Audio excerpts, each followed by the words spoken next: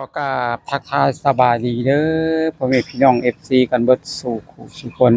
หรือว่าสิเป็น FC ทางฝั่งไทยฝั่งลาวต่างประเทศก็ยินดีต้อนรับเข้าสู่ช่อง YouTube บ่าวบุญจันทร์ Channel อีกแล้วพ่อแม่พี่น้องเอ้ยโดยกลับมาพบมาพอกันอีกคือเก่าคือเดิมพ่อแม่พี่น้องเติมพลังทุกครั้งที่บ่าวบุญจันทร์มาถ่ายคลิปก่อนอื่นบ่าวบุญจันทร์ก็ขอกราบพ่อแม่พี่น้องฝากกดไลค์กดแชร์กดติดตามกด Subscribe ให้บ่าวบุญจันทร์นำเด้อทุกคนเด้ ขอให้บ่าวบุญจันทร์ได้มีกำลังแห่งใจทำคลิปต่อไปอีกเนาะโดยเปิดคลิปเปิดภาพออกมาให้พี่น้องตอนนี้ก็อยู่ทางบ้านโคกใหญ่ให้พี่น้องเอ้ยมื้อนี้เนาะก็สิได้ถ่ายบรรยากาศแบบทางประเทศลาวหรือว่าทางบ้านโคกใหญ่ของเฮาให้พ่อแม่พี่น้องเฮาได้รับชมบรรยากาศเนาะว่าเป็นจังไดพ่อแม่พี่น้องหลังจากที่ว่าฝนบ่ตกหลายมื้อหลายวันแล้วพ่อแม่พี่น้องดินแห้งส่ำใดพ่อแม่พี่น้องเนาะ ตอนนี้บ่าวบุญจันทร์ก็อยู่ทั้งเฮือนทางบ้านอยู่พ่อพี่น้องกำลังสิเดินทางไปปล่อยเบ้พ่อพี่น้องเพราะว่าปล่อยเบ้ออกจากคอกเนาะโดยก็สิได้ถ่ายทำบรรยากาศให้ทั้งพ่อแม่พี่น้อง FC ของเฮาหรือว่าอยู่ใกล้อยู่ไกลได้รับชมเลยพ่อพี่น้องเนาะโดยในหมู่บ้านของใหญ่เฮานี่ก็เป็นหมู่บ้านใหญ่เลยพ่อพี่น้องมีอยู่676หลังคาเรือนพ่อพี่น้องมีอยู่76ครอบครัวพ่อพี่น้องเนาะ โดยการคนนี้ก็ถือว่าหลายพอสมควรให้พี่น้องบ้านก็ถือว่าใหญ่พอสมควรพี่น้องเนาะหลังจากที่ว่าหมู่บ้านของเฮานี่ห่างจากทางถนนใหญ่เข้ามาให้พี่น้องก็มีไก่จัก5 กิโลแล้วพี่น้องเนาะความไกลความระยะยาวของเส้นทางเข้ามาให้พี่น้องหลังจากที่ว่าถนนใหญ่เข้ามาในหมู่บ้านของพี่น้อง5 กิโลกรัมเนาะ โดยความไก่ของเพื่อนพ่อพี่น้องเอ้ยพ่อแม่พี่น้องไปติดตามรับชมกันเนาะตอนนี้ก็บ่าวจันก็สิได้ถ่ายบรรยากาศทางหมู่บ้านเนาะพ่อพี่น้องเนาะก็สิตามขอบ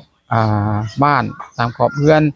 ว่าถนนหนทางเนาะเป็นจังไดพ่อพี่น้องทางหมู่บ้านของเฮานี่พัฒนาได้บ่หรือว่าอยู่ธรรมชาติเนาะพ่อพี่น้องเนาะโดยตอนนี้ก็บ่าวจันก็สิเดินทางไปปล่อยเบ้ด้วยพ่อพี่น้องไปพ่อพี่น้องขออนุญาตปรับกล้องดังในเด้อพ่อพี่น้องเป็น ถนนหนทางพ่อพี่น้องจะเป็นทางคอนกรีตเนาะพ่อพี่น้องเราซอยกันเฮ็ดพากันสร้างพ่อพี่น้องทั้งหมู่บ้านเลยพ่อพี่น้องเลยอันนี้ก็ไประยะนึงแล้วพ่อพี่น้องเนาะอันนี้ก็เป็นบนทางที่ว่าออกตลาดพ่อพี่น้องอันนี้เข้าในหมู่บ้านพ่อพี่น้องบ้านก็เป็นบ้านธรรมดาแบบบ้านแหละพ่อพี่น้องที่เป็นบ้านโบราณก็ยังอยู่พ่อพี่น้องเนาะหรือว่าสิเป็นบ้านไม้บ้านเป็นซองๆก็ยังอยู่พ่อแม่พี่น้องเลยถ่ายบรรยากาศให้พ่อแม่พี่น้องเขาได้รับชมเนาะทั้งหมู่บ้านของเฮานี่ก็มีทั้งรถอีแตนรถไถพ่อแม่พี่น้องก็ถือว่าเป็นที่ว่าคึกคืนพ่อแม่พี่น้องนี่ก็เป็นถ่ายบรรยากาศทางเพื่อนแบบธรรมชาติพ่อแม่พี่น้องไปเนาะหรือว่าสิเป็นทั้งหมู่บ้านเนาะพี่น้องอันนี้เป็นหมู่บ้านโคกใหญ่แท้ๆพ่อพี่น้องเลยตอนนี้ก็สิได้ไปหาถ่ายทำให้ทางพ่อแม่พี่น้องเฮา FC ท่านใดอยากมาเที่ยวมาชมพ่อแม่พี่น้องมาอยากมาเห็นบ้านโคกของเฮาเนาะพ่อแม่พี่น้องว่าจังใดหมู่บ้านโคกพัฒนาได้บ่ประมาณที่พ่อพี่น้องตอบ นี่ผ่านมาหาค่าพ่อพี่น้องเอ้ยอันนี้เขาสิเอิ้นมุมที่ระหว่างที่เป็นหาแยกพ่อแม่พี่น้องเอ้ยมุมหาแยกเนาะแยกเรียกว่าสิเป็นแยกไปทางวัดนี่พ่อพี่น้องเลยมาวัดนะเลหรือว่าที่เป็นหาแยกมอเบ้งพ่อพี่น้องเลยก็ทุกทางก็คือสีหูจักพ่อพี่น้องเนาะโดยนี่เนี่ยบ่าวบุญจันทร์มาปล่อยเบ้อยู่พ่อพี่น้องตอนนี้เนาะ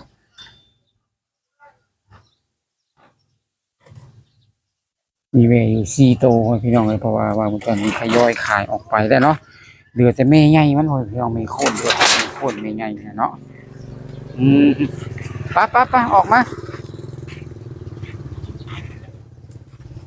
ตัวนี้ก็ยังเหลือ4 ตัวพี่น้องเลยก็ปล่อยไปพี่น้องเพราะว่าตอนเลี้ยงเพิ่นเนาะเพิ่นมาเองเนาะบ่ได้ไปเลี้ยงหรอกพี่น้องเลยเพราะว่าเบ้นี่มันก็สิเลี้ยงง่ายอยู่พี่น้องเลี้ยงง่ายกว่างัวเนาะเพราะว่างัวนี่ต้องเกี่ยวหญ้าให้พี่น้องเลยเดี๋ยวเก็บฟางไว้ให้แล้วแต่เบ้นี่หากินธรรมชาติพี่น้องเลยถ้า FC ท่านใดเนาะอยากจะเลี้ยงเบ้พี่น้องเลยโทรมาปรึกษากับบ่าวบุญจันทร์ได้พี่น้องเลยเพราะว่าเขามีวิธีการที่เลี้ยงแพะพี่น้องหรือว่าเลี้ยงเบ้เนาะทั้ง ฝั่งลาวด้วยประเทศลาวให้พี่น้องก็กันนิยมชมชอบกันหลายเจ้าหลายเฮือนให้พี่น้องเอ้ยมีอยู่ประมาณนี้แหละพี่น้องอันนี้ก็เป็นทางเข้าหมู่บ้านโคกใหญ่ให้พี่น้องหรือว่าอันนี้ในกลางบ้านแล้วให้พี่น้องเนาะแต่ก็ว่าอื้อหือไก่ตีกันบ่ไก่นี่เจ้าซื้อไก่มาไว้ขังไว้ให้พี่น้องก็มาตีกันนะบ่ไก่นี่เนาะเจ้าอันนี้เป็นทางหมู่บ้านโคกใหญ่ของเฮาให้พี่น้องเลยถ่ายที่ท่านใดเนาะสนใจเนาะอยากจะมาเที่ยวมาชมให้พี่น้องหรือว่ามาอ่าอยากมาเห็นว่าท่านซะก็เข้ามาได้ให้พี่น้องเพราะว่าหมู่บ้านของเฮานี่ใหญ่คักให้พี่น้องมีอยู่676หลังคาหรือว่า676ครอบครัวให้พี่น้องเลยเนาะในหมู่บ้านของเฮาให้พี่น้องเลยอันนี้ก็ทางเส้นทางนี้ก็สิไปถึงวัดให้พี่น้องวัดศรีโพธิ์ชัยเนาะมันโคกใหญ่ของเฮาให้พี่น้องทางเส้นนี้เนาะอันนี้ก็ไปลงวัดคือกันให้พี่น้องก็ว่าจันนี่ก็อยากพัฒนาหนทางให้พี่น้องเลยอยากพัฒนาหนทางเข้าวัดให้พี่น้องถ้ามีพี่น้องท่านใดเนาะสนใจอยากจะสร้างหนทางใหม่บ่หรือว่าอยากจะปรับปรุงให้มันดีกว่านี้ทางลงวัดเนาะให้พี่น้องสิได้บุญกุศลให้พี่น้องหรือว่าเฮาทำบุญไปแล้วเนาะมันก็สิบุญนี่ก็มันสิ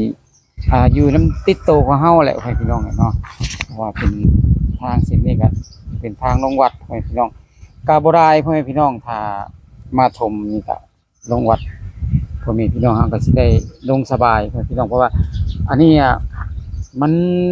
หน้าฝนนี่ก็สิย่างยากเดินยากพ่อแม่พี่น้องเพราะว่ามันทางมันต่ำกว่าเด้พ่อแม่พี่น้องเนาะเพราะว่ามีกี่คนเพราะมันเป็นดินธรรมชาติพ่อแม่พี่น้องเรียกว่าเป็นดินธรรมชาติมันยังเฮายังบ่ได้ถมพ่อแม่พี่น้องเนาะถ้าถมให้สูงกว่านี้พ่อแม่พี่น้องทางลงไปทำบุญนี่ก็คือสิคักอยู่ดอกพ่อแม่พี่น้องเอ้ยถ้า FC หรือว่าคนสิใจบุญท่านใดสนใจเนาะอยากจะช่วยสร้างหนทางพ่อแม่พี่น้องหรือว่าอยากจะถมทางให้พ่อแม่พี่น้องประชาชนของเฮาลงทำบุญทำทานกันพ่อแม่พี่น้องก็ติดต่อมาทางช่องบ่าวบุญจันทร์ได้พ่อแม่พี่น้องก็ยินดีที่จะเป็นสะพานบุญให้อย่างเต็มร้อยเลยพ่อแม่พี่น้องเนาะโดยทางเส้นนี้เนาะพ่อแม่พี่น้องบ่น้อยบ่ใหญ่พ่อแม่พี่น้องเลยเพราะว่าพอดีดมรถไปพ่อแม่พี่น้องเนาะแต่คนก็สิย่างลายพ่อแม่พี่น้องเลยทางเส้นกลางเนาะทางเส้นกลางนี่คนย่างลายพ่อแม่พี่น้องคุณนะประมาณนี้แหละพ่อแม่พี่น้องทางก็ถ้าจากนี้ไปเนาะพ่อแม่พี่น้องก็ประมาณน่าจะประมาณลักนั่นแหละพ่อแม่พี่น้องเองหลังจากที่ว่าช่องถนนช่องนี้พ่อแม่พี่น้องลงไปหาวัดนี่ก็สิประมาณ1 กิโลเนี่ยพ่อแม่พี่น้องก็สิบ่ยาวไกลเนาะพ่อแม่พี่น้องถ้าถมเป็นทางดินแดงธรรมดาพ่อแม่พี่น้องมันก็สิบ่ยาวปานใดพ่อแม่พี่น้องประมาณ1 ลักนี่เนาะอันนี้เป็นถนนคอนกรีตเนาะเพราะว่าเพิ่นสิออกไปทางเซโนพ่อแม่พี่น้องหรือว่าออกตลาดเนาะทางนี้เนาะพี่น้องก็ยังบ่ทันได้แล้วพ่อแม่พี่น้องยังอีกหลายก่อนเนาะเพราะว่าถมไปแต่ละปีก็ถมไปปีละนิดปีละน้อยพี่น้องมีทางไปทางเซโนพ่อพี่น้องอันนี้ทางเข้าวัดพ่อแม่พี่น้องเนาะทางเข้าวัดนี่ก็อยากให้มันดูดีหน่อยนึงพ่อแม่พี่น้องเพราะว่ายามฝนนี่เที่ยวบ่ได้พ่อแม่พี่น้องเลยเนาะแต่คนในหมู่บ้านเฮานี่ก็หลายกันพอสมควรพ่อแม่พี่น้องเที่ยวทางเส้นนี้เนาะก็ถือว่าเยอะแยะมากมายพ่อแม่พี่น้องเลยถ้าใครสนใจเนาะอยากจะซอย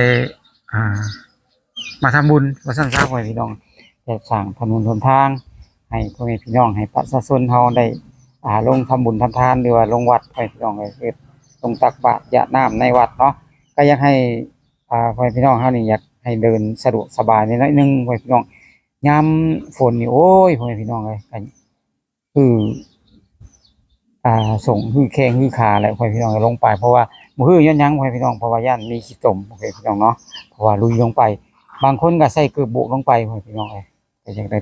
ทำบรรยากาศให้เบิ่งเลยพ่อแม่พี่น้องเนาะเพ ราะว่าเพื่อมีคนที่ว่าใจดีหรือว่าใจบุญของพี่น้องอยากมาซอยเหลือทั้งอ่าหมู่บ้านของเฮาให้พี่น้องเนาะตอนนี้ก็ทั้งหมู่บ้านของเฮานี่ก็รู้สึกว่าสิอ่ายังบ่พัฒนาปานใดให้พี่น้องเนาะเพราะว่ามันก็ขาดเกินงบให้พี่น้องว่างบบ่หลายเนาะก็เฮ็ดอันหนึงก็ยังเหลืออันหนึงให้พี่น้องเอ้ยยังสร้างสาพัฒนาในหมู่บ้านเฮาก็ยังดีขึ้นมานิดหน่อยให้พี่น้องถ้ามีทุนสมทบให้พี่น้องเนาะก็คนละเล็กละน้อยให้พี่น้องคือสิคักให้พี่น้องเอ้ยจังใดก็ขอขอบคุณขอบบุญขอบคุณเนาะทาง FC ที่ติดตามชมช่องบาวบุญจันทร์ Channel มาตลอดเนาะก็สำหรับคลิปนี้บาวบุญจันทร์ก็บ่มีหยังหลายเนาะก็สิได้จบไว้ซั่นนี้ก่อนพอผิดพลาดประการใดก็ขอโทษขออภัยหลายๆกล่าวคำว่าสบายดี